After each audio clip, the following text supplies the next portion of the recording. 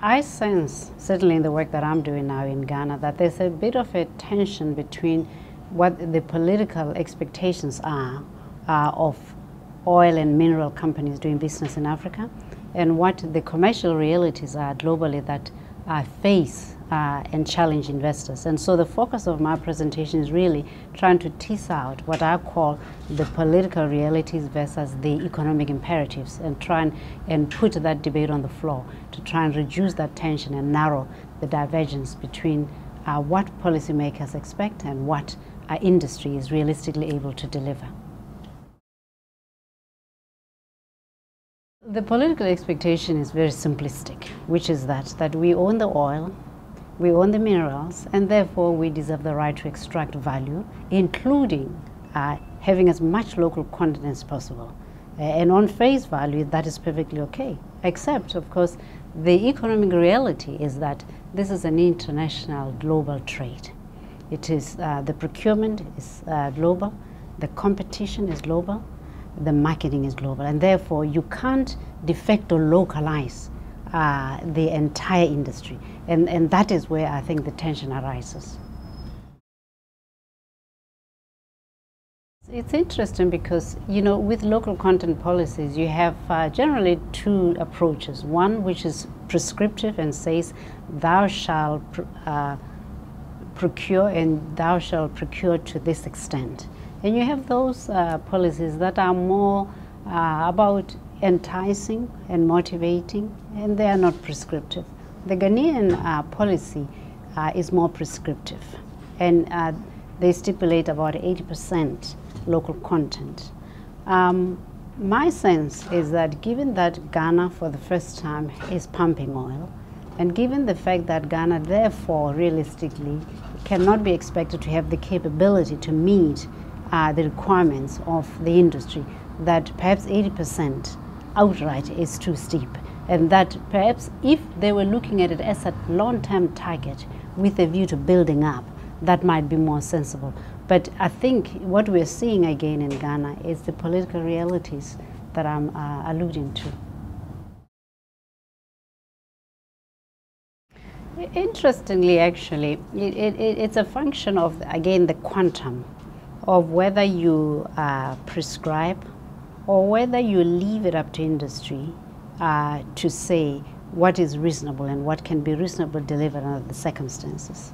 And in this case then, one of the, I suppose, more extreme cases was Zambia, and that was not so recent. 30 years ago, Zambia determined that from an equity perspective, the country was going to nationalize and take over the assets. That was the extreme. The result of which is that 30 years later, the mining sector has all but collapsed.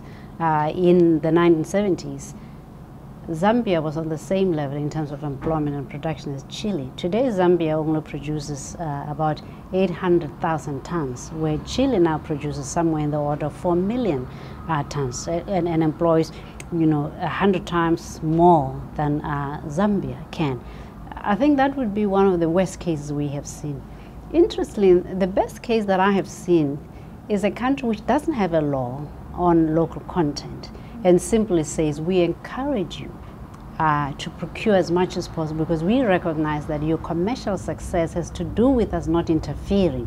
And that is the government of Botswana. In Botswana, they have no local procurement law for the mining or oil and gas sectors. The result of which is that industries are able to pace itself, but they are not entirely without interest. In fact, they engage with industry very frequently to make sure that progress has been made. But there they've taken the view that the open market conditions must prevail. For several reasons. I think the first reason is that you need a law because, as I see it, a law is something that contains those who might be reluctant to come to the party. And so you have an instrument that you can use in case companies renege. But in my mind, is the last resort. But also, I think, primarily, the reason why most African countries are pushing towards a law is because there is a lot of political pressure, not just for purposes of competing between two parties, but also because the citizens themselves want the governments to demonstrate somehow that the issue has been addressed. The best way and simplest way is to pass the law. But what, unfortunately, citizens don't reckon with is that once you've passed the law, much more needs to happen to achieve that. And that is why it's a bit unfortunate, because it creates the perception that somehow when you've enacted a law that all the work is done. But of course, the reality is far removed from that. I think there's an element of that, because that way it's an easy deliverable to their constituents. But I think there's also a genuine expectation that this might be a vehicle for change, a vehicle to motivate change, both in terms of the behavior of local entrepreneurs, but also in terms of the mining companies. But as I said, I think that in itself cannot possibly be expected to achieve the end goal. I think much more needs to be done in addition to simply putting a law in place. And I think one of the things that certainly needs to be done is to recognize that it's important for industry and governments to dialogue, and for governments to appreciate what the genuine constraints are that face our industry, and for industry to understand what the genuine pressure is that governments operate under, and for them to work as partners towards narrowing this. At the moment, I fear that there's more tension than there's collaboration. It's actually a very interesting thing, because it's this, if you wish, contradiction between the interests of the state as a machinery and all other organs of government and local authorities is not just limited to local content. It affects many aspects of the oil and gas and mining sector. A good example is taxation. The mine or oil field is located in locality X. The company pays tax to the government, which may be headquarters 1,000 miles from here. That goes into the national coffers and then is distributed at the will of the powers that be. And the locals pretty much never see much of that. These local content policies also, at least in my mind, represent that same dilemma of where do you draw the line between the benefits that should legitimately accrue to the community and those that must accrue to the broader nation state. Some people argue that in effect the communities must get priority. Others argue that these resources must be vested in the state for the benefit of everybody. And I think that debate, we haven't quite got the answer, but certainly in my mind there has to be some thought given to the benefits in local content that accrue to the communities, for the simple reason that one, they are displaced from the land. Two, that they are impacted environmentally, socially, and otherwise. And it seems to me that some level of compensation is warranted.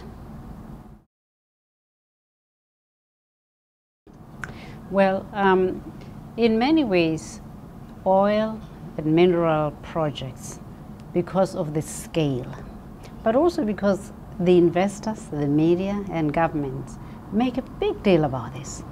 The unintended consequences that we generate disproportionate expectations, and people think that they are going to be better off almost immediately. Of course, the reality is often removed from that. So the first thing that I think we ought to do when we discuss these projects is to manage expectations realistically, and to contain the expectation that by simply relocating to the vicinity of the projects, that the opportunities abound, because they don't. So I think managing expectations would be a good way to start. The other thing, of course, is to find ways to use the revenue from these projects to drive development in a diversified fashion and in other localities, so that you don't burden the project with traffic of people migrating to it in the expectation that they will derive benefits. Well, I think in respect to local content in Ghana, I'm hoping that there will be more constructive and realistic debate of quite what local content should deliver and what the realistic expectations should be. But also I hope that the government rethinks the approach of setting a specified target. Because for one thing, the specified target is unlikely to be achieved, and so governments might set itself up and its investor partners for a fall. Because once you give us this figure, we have an expectations, and we can hold you to account. So I'm hoping that they can rethink this and adopt a more, shall we say, flexible approach.